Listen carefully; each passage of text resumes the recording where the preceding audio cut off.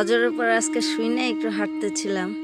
আল্লাহর কি কুদরত, কোনো বাতাস নাই, কিছু নাই। হঠাৎ চোখে পড়লো একটি কাঁঠাল পাতা, সে তার মতো করে অনেক দূর থেকে ঘুরে ঘুরে ঘুরে ঘুরে মাটিতে আসলো, এসে একটু উপরের দিকে উঠে গেল। আল্লাহ পাক ভালো জানেন।